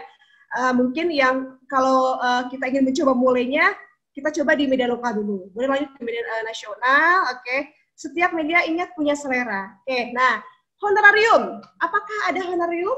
Ya, ada. Tapi setiap media itu juga memiliki honorarium yang berbeda, tergantung lingkup dari penyebaran media tersebut, apakah di lokal atau nasional. Nah, ini saya sebenarnya ini sebuah bonus saja. Dengan karya kita dibuat saja itu udah bahagia pisan lah. Jadi saya berpikir bahwa honor yang sesungguhnya adalah kepuasan hati ketika tulisan kita dibuat, dibaca, dan bermanfaat untuk pembaca. Barangkali itu saja. Hatur nuhun, Ibu Indah. Terima kasih. Assalamualaikum warahmatullahi wabarakatuh. Baik, terima kasih banyak Ibu Titing untuk materinya. Ini sangat menarik sekali ya. Kita semakin motivasi kita untuk menulis dan publikasi. Ya. Baik. Kita langsung ke sesi diskusi saja. Ini sudah banyak yang raise hand juga, lalu pertanyaan sudah masuk di kolom chat. Ini saya coba untuk yang pertama adalah pertanyaan untuk Pak Emron dari Ibu Imas Komaria.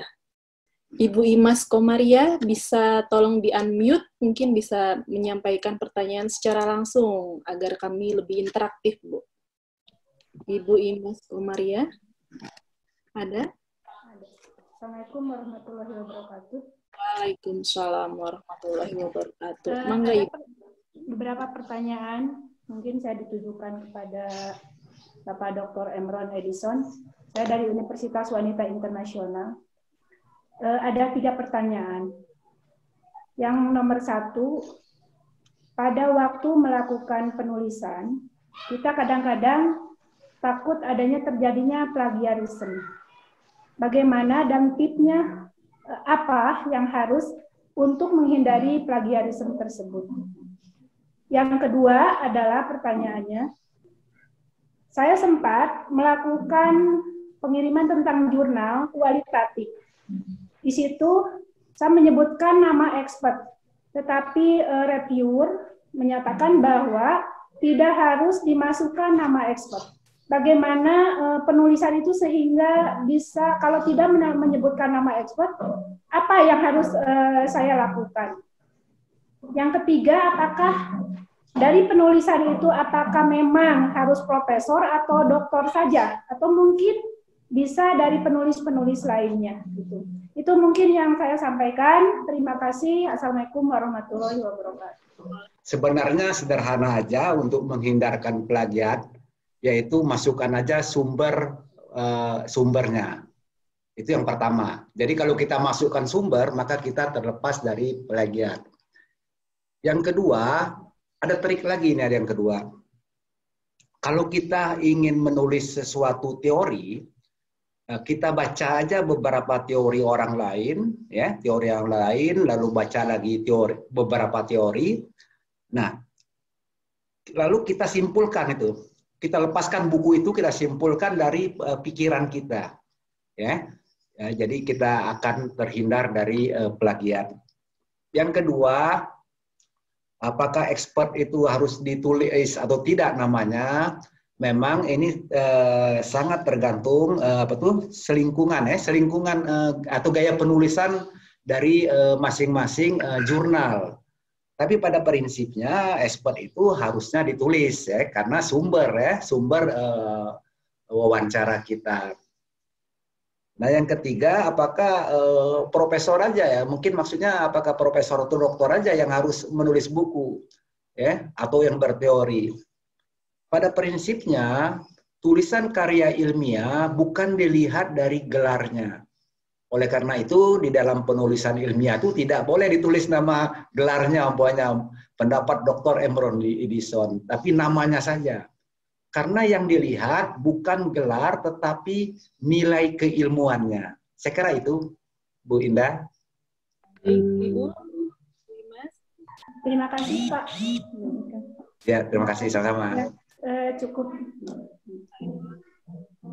Selanjutnya, ini ada pertanyaan dari Pak Rijal Khairani. Ini tertuju untuk Pak Emron dan Bu Titing nih.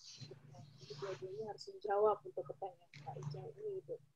Pak Rijal akan disampaikan secara langsung karena sudah harus muncul juga. Oke, Pak Rijal disampaikan. Ya, terima kasih Bu Indah.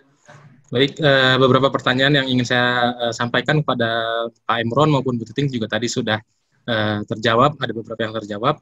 Hanya ada hal yang ingin saya tanyakan juga. Di kolom chat ada 4 pertanyaan, Bu, Pak. Salah satu atau duanya yang ingin saya highlight di sini. Berapa besar biaya yang dibutuhkan oleh penulis ketika menulis buku hingga terbit, termasuk mendaftarkan ke ISBN. Kemudian, kalau melihat buku-buku dari luar negeri, itu mau yang versi cetak ataupun versi e-booknya itu beredar sangat luas. Nah, yang saya pertanyakan, saya jarang sekali melihat versi e-book dari penulis-penulis Indonesia, gitu ya. Dalam tanda kutip versi free-nya. Padahal orang kan lebih memilih, katakanlah lebih banyak memilih versi gratis, sehingga dengan versi gratis itu karya kita lebih cepat untuk tersebar keluar, sehingga membantu kita selaku penulis untuk katakanlah bisa dikenal di dunia, begitu, Bu. Nah, itu saja sih. Terima kasih, Bu Indah. Mangga, Pak Emron. Ya, terima kasih. Nah, berapa besar biaya sampai dia terbit? Ya, yang pertama, kalau kita masukkan bukunya pada penerbit komersial, kita sama sekali tidak berbayar, ya, tidak sama sekali berbayar, bahkan kita mendapat royalti nantinya, itu ya, umpamanya masuk ke Salemba atau Gramedia, Alphabeta, itu sama sekali tidak berbayar. Jadi dia buku kita itu merupakan komersial dia. Namun demikian ada juga yang berbayar, seperti yang kampus-kampus itu, karena di kampus-kampus itu kalau ada yang sampai 2 juta ya untuk bayar bukunya itu ya, karena dia ada editor di sana, ada editor ya, jadi dia ada editor. Nanti juga itu baru sampai editor dan terbit. Nah, pada saat nanti berapa banyak cetak tergantung daripada penulis buku itu. Nanti dari kampus itu akan menahan sekitar 15 buku atau berapa buku, karena dia akan disebarkan ke 15 perpustakaan jadinya. Jadi itu syaratnya. Jadi kalau dia hanya di kampus saja ya tidak belum disebut memenuhi syarat. Yang kedua yang masalah e-book, memang itu sangat tergantung kepada penulis. Ya, itu ada haknya, hak cipta itu ada di penulis sebenarnya. Nah, kalau dia orientasinya adalah karir, biasanya dia gratis ya, e-book 0 rupiah ya. Nah, sehingga dia banyak disitasi. Tetapi juga ada yang masih juga mementingkan komersialnya untuk mendapatkan royalti. Saya kira itu aja. Nah, tapi juga saya tambahkan sedikit, ada juga umpamanya The Publish ya, The Publish itu tidak terlalu mahal ya kalau kita mau sampai ISBN itu, kalau tidak salah hanya sekitar 500.000 ya, sekitar begitu ya. Tapi memang agak berbeda editor mereka dengan kampus. Kalau kampus itu kan biasanya wah ditelaah ini kan telaah gitu. Itu kira-kira Pak Rizal mungkin ditambahkan oleh Bu Titing. Ibu Titing mau menambahkan? Harus menambahkan. Sedikit saja bahwa memang publishing buku itu yang saya pahami ya ada 2 kategori, ada self publishing atau mungkin sebutnya ada indie book gitu yang tadi Pak Emron justru yang diminta yang oleh penerbit yang mencari. Tapi yang kategori kedua itu adalah self publishing karena memang kita ingin mendokumentasikannya dalam sebuah buku itu dikenakan bayar. Dan tadi Pak Emron 2 juta itu memang segitu kali ya Pak Emron. Ya. Nah, mengenai e-book Pak Rija sebetulnya itu ada di MOU antara penulis dengan penerbit. Kemarin buku yang tentang literasi pariwisata itu juga ada 2 versi. Cetaknya mereka jual bentuk pemasarannya pun memang kita harus ketahui. Terima kasih Bu Pak. Ya. Ini masih banyak. Nah, sebelum pertanyaan selanjutnya, saya sudah share untuk link absen. Suaranya kurang jelas, Bu. Ya, untuk sebelum ke sesi pertanyaan selanjutnya, saya sudah share link absen di kolom chat. Jadi, mangga Bapak Ibu rekan sekalian untuk mengisi link absen tersebut. Jangan lupa nama harus jelas karena akan ditulis ke sertifikat. Baik, untuk pertanyaan selanjutnya, ini ada dari Nurul Pramadika. Nurul Pramadika, Ibu Nurul. Iya, boleh. Oh, punten ya di videonya di off, soalnya ini lagi sama baby. Biasa busui baru. Ya. Mau tanya buat Pak Emron, sama Bu Titing juga, kebetulan saya udah beberapa kali untuk nulis di artikel untuk beberapa jurnal, Sinta 2, 3, 4, cuman sampai sekarang belum ada yang publish juga ya. Biasanya itu untuk waktu yang dibutuhkan dari submit sampai publish itu berapa lama? Dan kalau misalnya untuk artikel yang di jurnal, apakah kalau misalnya kita menuangkan ide atau gagasan, belum ada uji teorinya atau penelitian sebelumnya, sebaiknya tuh seperti apa? Karena rata-rata untuk artikel di jurnal kalau saya baca itu memang mereka sudah ada penelitian terdahulu sebelumnya gitu. Jadi kiatnya gimana sih untuk mensiasati sampai kita bisa publish? Makasih. Terima kasih. Terima kasih Nurul. Enggak Pak Emron? Mungkin Bu Titing dulu ini mungkin. Oke, kaitannya ini dengan penerbitan ya. Kebetulan saya ada Ibu Septi, Ibu Nova, Pak Taufik juga Dewan Redaksi dari Tourism Scientific Journal. Nah, mohon nanti ditambahkan barangkali Ibu Septi ya, dalam tahapan mempublikasikan suatu tulisan di jurnal itu ada beberapa tahapan. Pertama, naskah masuk ke editor, review, masuk ke reviewer, balik lagi ke editor, balik lagi ke kontributor. Nah, itu juga perlu waktu. Nah, mengenai berapa sih waktunya ini tergantung. Ya, tergantung pada masa reviewing prosesnya. Nah, Apalagi kalau misalnya Sintanya sudah 1 atau 2. Di kami saja, sekalian juga kami informasikan bahwa Stepa memiliki jurnal yang sudah terakreditasi nasional Sinta 4. Kami ini hingga 2021 ini naskah sudah queuing, sudah antri gitu kan. Jadi ketika bertanya kapan naskah saya terbit, itu sangat tergantung pada jumlah naskah yang masuk. Kami juga edit internal gitu kan ya, dan lain-lain. Nah, Bu Septi, adakah waktu kalau kita publish itu di kita ada 1 tahun atau mungkin 7 bulan selama itu Bu Septi, 1 naskah sebelum publish itu? Mangga Bu Septi juga sebagai editorial board di Tourism Scientific Journal. Ya, baik. Terima kasih Bu Titing. Saya izin menambahkan mungkin dari mulai dari kontributor submit naskah gitu ya. Suaranya Bu Septi. Oh, kurang keras. Ya, mengenai waktu itu seperti yang tadi Bu Titing sampaikan, bahwa itu juga tergantung dari pertama mungkin dari queuing-nya ya, dari queuing-nya dan juga dari kembali oleh reviewer dan juga tergantung juga dari kontributor. Kalau misalnya kontributor juga bisa cepat dalam mengembalikan atau merevisi naskah, itu juga bisa lebih cepat dalam proses revisi dan juga kembali ke reviewer seperti itu. Nah, sebetulnya ketika misalnya kita akan untuk TSJ ini kan akan publish lagi nanti di bulan Desember ya, tahun 2020 itu edisi volume 6 nomor 1. Nah, nanti sebetulnya ini naskah sudah ada yang dari tahun 2019 bahkan Bu.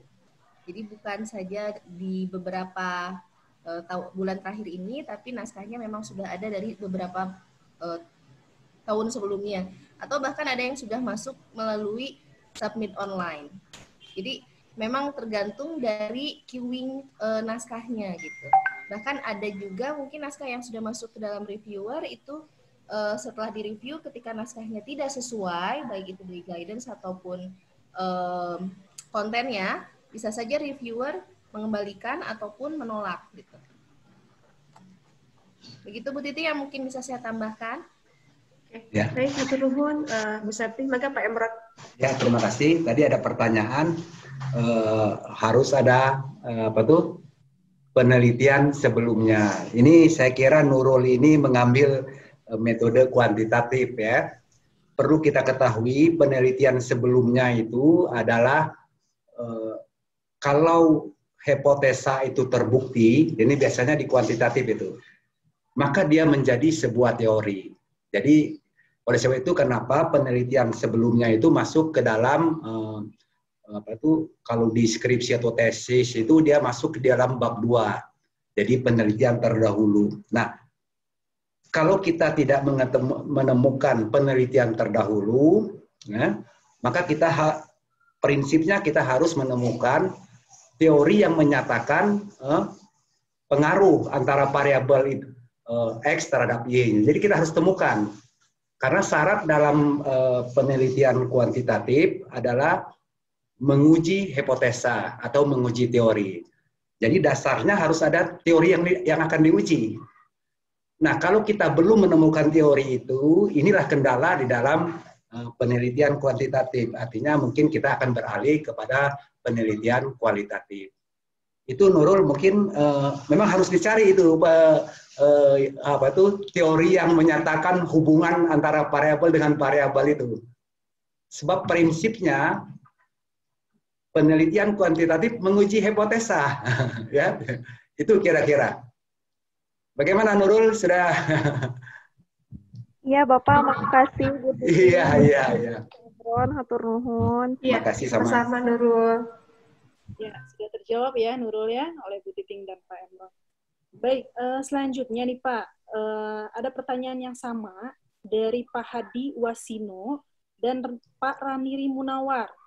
Jadi beliau minta cara penulisan buku ajar dapat dipublikasikan. Jadi intinya tips dan triknya itu apa saja, Pak? Ya. Terima kasih.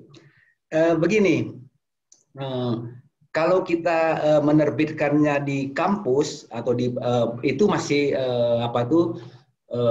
masih mudah ya, masih mudah. Tetapi pada saat kita masuk kepada percetakan komersial, maka mereka akan melihat nilai jualnya buku itu. Nah, untuk mencapai nilai jual itu, ya tentunya kita harus membuat beberapa teori baru. Nah, kalau sasaran kita, ya ini umpamanya saya ambil kasus di manajemen, sasaran kita agar buku kita bisa menarik dan juga nanti hasilnya bisa disitasi, maka kita harus membuat variabel itu, fokus yang akan kita bicarakan, tapi juga kita harus memiliki dimensinya atau indikatornya. Indikator untuk mencapai variabel itu. Dan yang ketiganya, kita buat juga teori yang menyatakan bahwa antara variabel satu dengan yang lain memiliki keterkaitan. Nah, jadi buku itu harus menarik ya. Jadi jangan kita menulis buku itu hanya variabelnya aja atau fokus pembicaraan itu aja, tanpa ada indikator-indikator untuk mencapai variabel tersebut. Saya kira itu. Yang keduanya tadi kalau nggak salah dia ini dari hotel ya. Dari hotel ya Bu ya? Pak Ramiri ya Pak ya? Pak Hadi Pak ya? Pak Hadi. Hotel ya? Ya, Pak Hadi Wasino bisa di on screen kan atau di unmute? Pak Hadi mungkin apa saya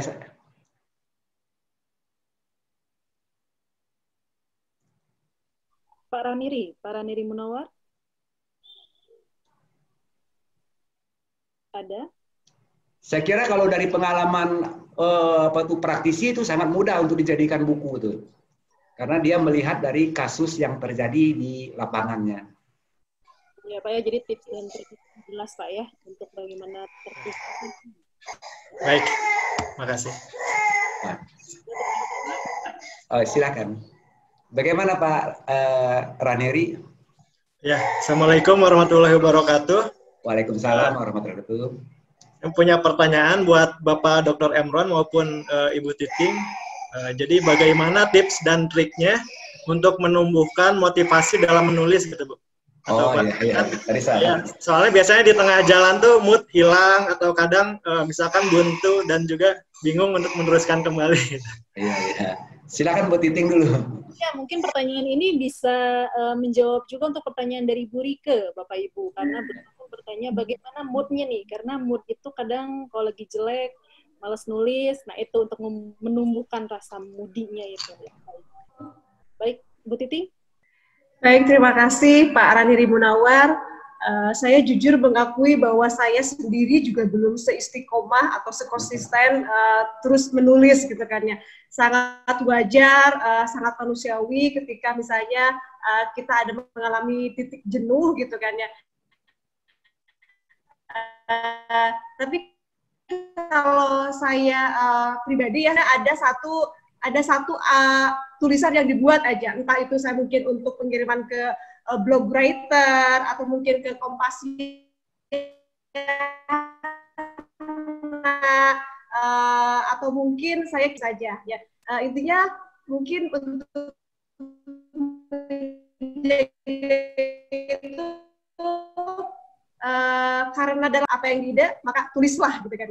Masih draft atau seperti apa itu nggak apa-apa, karena hal itu proses gitu kan. Jadi I just write what is in my mind gitu. Terima kasih Pak Radeni. Gimana nih Pak untuk meningkatkan mood-nya? Ya, mungkin saya tambahkan ya. Jadi begini Pak, pertama kita harus punya komitmen dan niat, ya. Itu yang paling penting. Yang kedua, kita buat dulu printnya ya, ininya. Apa yang mau kita tulis itu? Kita tulis dulu umpamanya bab-babnya, biar aja dulu kosong. Bab-babnya kita tulis ya. Jadi saya kira di dalam menulis itu tidak perlu kita menyelesaikan dulu per bab. Jadi jangan kita nulis bab 1 selesai baru bab 2, ini akan memakan waktu yang cukup panjang. Jika kita ada teride untuk masuk bab 3, kita masuk bab 3. Jadi awalnya kita jangan dulu kita menulis buku itu harus sempurna dulu, tapi kita masukkan dulu konten-kontennya. Konten-kontennya. Setelah itu baru kita susun dengan rapi. 1 minggu tuh 7 halaman lah minimum. Ya, umpamanya. 1 minggu 7 halaman. Kalau umpamanya dia bisa menyelesaikan 15 halaman, berarti 14 minggu selesai satu buku. Ya, kalau dia 15 minggu. Tapi kalau dia hanya membuat buku monograf, ya saya kira cuma beberapa minggu selesai ya. Saya kira itu aja mungkin. Baik. Bagaimana Pak Raneri? Ya. Baik, karena waktu masih ada nih Pak, dan ada satu pertanyaan lagi nih dari Pak Ekayan Sangkasari. Pak Ekayana Sangkasari, bisa disampaikan langsung Pak pertanyaannya? Itu Ibu, Bu Indah, Ibu Ekayana itu. Itu ibunya cantik itu. Dari Bali ya Bu ya? Mangga Ibu, untuk pertanyaannya. Ya, tadi saya menanyakan kalau buku ajar itu kan digunakan sebagai materi perkuliahan, apakah judul chapternya itu harus sesuai dengan RPS, kemudian banyaknya chapter juga sesuai dengan banyaknya perkuliahan, semacam itu. Kemudian apakah mutlak diperlukan adanya latihan dan soal jawab pada tiap akhir tiap bab? Begitu, makasih. Ya. Pak Imron? Ya, terima kasih. Memang buku ajar yang paling ideal itu adalah dari RPS. Jadi RPS itu sangat mudah. Jadi dalam RPS itu diatur pertemuan 1 mengajar tentang apa, pertemuan kedua mengajar tentang apa. Jadi sebaiknya dari RPS. Nah, dalam satu bab itu bisa saja kita untuk mengajar 2 kali pertemuan umpamanya. Bisa saja. Nah, yang kedua, memang dalam buku ajar itu harus terstruktur. Dia harus ada tujuan instruksionalnya ya. Jadi kompetensi yang harus didapatnya apa kira-kira ya. Ya, ada pendahuluan ya, ada isi ya, kesimpulan. Nah, dia juga yang terakhir sebaiknya ditambahkan juga latihan soal atau bentuk kalimat diskusi. Jadi boleh aja pilihan-pilihan itu. Ya, tidak terlalu banyak lah soal-soalnya, mungkin cuma 3 soal ya. Tapi kalau umpamanya setiap bab itu ada soal-soal, ya, nanti pada saat kita UTS, soal-soal itu tinggal kita gabungkan aja. Ya, jadi kita harapkan buku ajar itu jangan saja untuk kampus kita. Kalau bisa kita komersialkan ya, sehingga buku ajar kita menjadi buku ajar orang lain. Ya. Itu kira-kira Ibu. Bagaimana Bu? Sepertinya ada gangguan teknis dari Ibu Ekayana. Baik, ada pertanyaan lain? Nah, karena itu Nelly Petirani. Oh iya, ada Ibu Nelly Petirani. Ya, izin saya boleh bertanya. Ibu Nelly. Punten Ibu, suaranya bisa dikencangkan sedikit. Mungkin volumenya jadi dekat. Mungkin ya. Ibu. Ya, terima kasih atas kesempatan yang diberikan kepada suaranya nggak keluar. Oh, keluar ya, Set? Ya. Kedengaran? Ya, kedengaran. Terdengar suara saya? Terdengar. Terima kasih atas kesempatannya. Sebetulnya saya memang di luar dari bidang kepariwisataan, tapi saya sangat tertarik sekali mengenai bagaimana menulis, bagaimana mempublikasikan, dan hal lain sebagainya, karena memang itu menjadi kebutuhan saya secara pribadi, dan memang itu tuntutan sebagai seorang dosen. Di sini saya mau bertanya kepada Pak Emron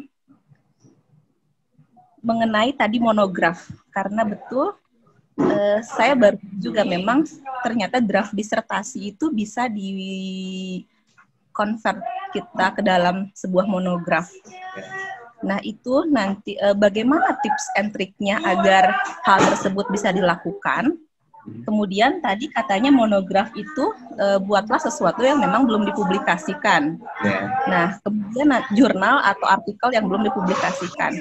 Memang nanti selanjutnya dipublikasikan, apakah hal tersebut tidak menjadi double publish, Pak?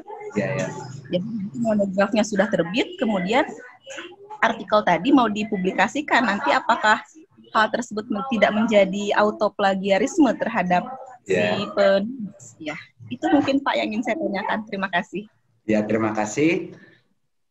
Bagaimana langsung aja saya jawab ini. Saya langsung jawab, Bu Indah. Langsung dijawab. Langsung dijawab, Pak.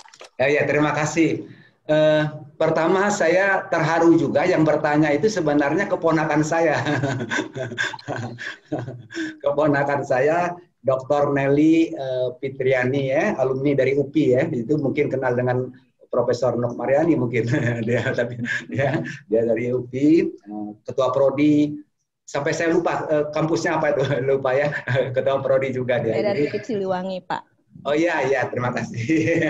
Ini keponakan saya langsung ya. Oke. Ini kayaknya menguji nih.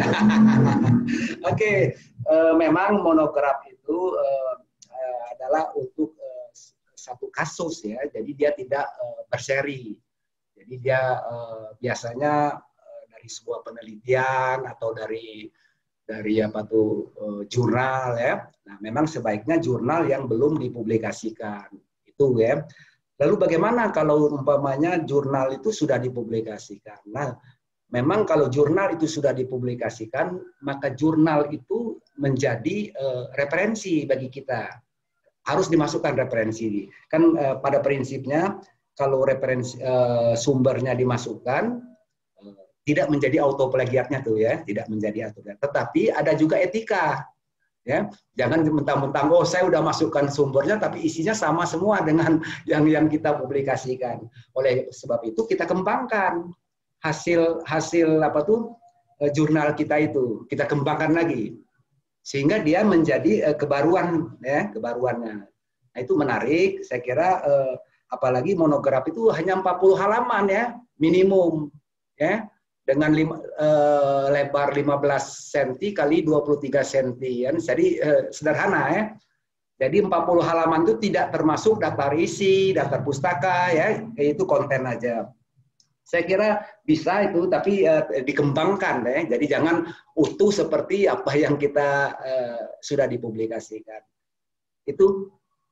Nah, kalau umpamanya ada disertasi itu juga menarik. Itu Bu Nova tuh disertasinya atau tesisnya itu bisa dijadikan monograf ya. Kalau sudah dijadikan monograf maka dia bisa dijadikan disitasi ya. Disitasi. Itu saya kira bagaimana Nelly, sudah siap? Udah jelas ya? Oke, terima kasih Pak Imron. Jadi saya manggil Bapak di sini ya Pak. Iya Bapak. Baik, terima kasih. Ya, sama-sama. Mungkin tidak ada lagi pertanyaan dan waktu juga lah yang membatasi kita. Sebelum saya tutup, sebelumnya kita ada sesi foto dulu. Maka Bapak Ibu, rekan sekalian, tolong di-on-kan kamera. Kita akan ambil foto. Yang tadi di-off-kan kameranya, mangga. Dan ditahan gayanya ya. Karena ini slide ini. Ada 2 slide, jadi ditahan dulu. Baik, saya hitung. 1, 2, 3. Sekali lagi, tunggu sebentar. 1, 2, 3. Baik, terima kasih Bapak Ibu rekan sekalian yang sudah bergaya. Baik, kalau tidak ada pertanyaan lagi, kalau begitu alhamdulillah kita sudah sampai di acara terakhir, yaitu penutup. Saya selaku moderator dan mewakili seluruh panitia acara webinar ini mengucapkan mohon maaf bila selama acara webinar ini ada yang tidak berkenan di hati Bapak Ibu dan rekan sekalian. Terima kasih juga kepada Bapak Ibu undangan, rekan semua peserta. Semoga kita dapat bertemu lagi di acara webinar selanjutnya, Bapak Ibu dan rekan sekalian. Baiklah, akhir kata, terima kasih. Sampai jumpa. Wassalamualaikum warahmatullahi wabarakatuh. Waalaikumsalam warahmatullahi wabarakatuh.